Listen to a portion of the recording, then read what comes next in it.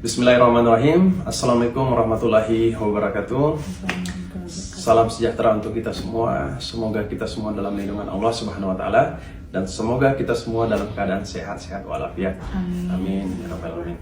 Saya Fitra Budiman beserta istri Sheila Sokia dan seluruh keluarga besar kami, kepada Allah kami memohon ampun dan dengan niat yang tulus kami memohon maaf yang sebesar-besarnya kepada seluruh masyarakat Indonesia atas kegaduhan yang telah terjadi belakangan ini.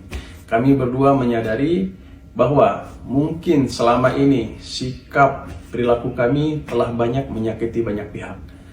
Dan kami penuh dengan penyesalan akan berkomitmen terus untuk belajar menjadi pribadi yang lebih baik lagi di masa depan. Amin. Terima kasih atas pengertian dan doanya dari semua pihak. Semoga ini menjadi pembelajaran besar untuk kami dan kami akan terus memperbaiki dan melangkah ke yang lebih baik lagi. Amin. Sekali lagi kami mohon maaf sebesar-besarnya atas kejadian ini.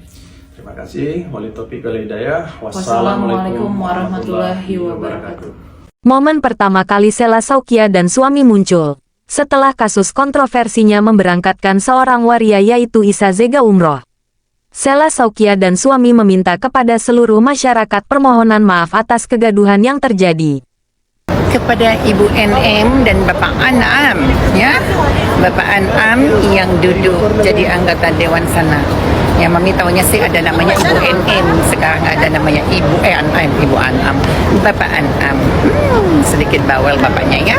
Oke. Bapak, ya, jangan menyebarluaskan gosip ya Bapak ya. Bapak sebagai anggota Dewan, tapi nanti saja Mami online tanggapin ya. Bapak An'am, bela Bapak juga akan saya doakan di Baitullah ini ya. Insya Allah Bapak panjang umur ya, dipilih lagi nantinya kelak ya. Saya tahu Bapak dapil mana, jadi Bapak bersuara bukan karena rakyat ya, bukan karena ada apa-apa, tapi karena ada apanya ya. Saya tahu gitu ya Bapak ya. Masya Allah, tabarakallah.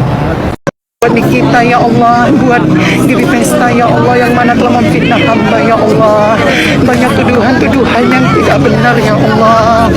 Ya Allah, hamba mengadu kepadamu ya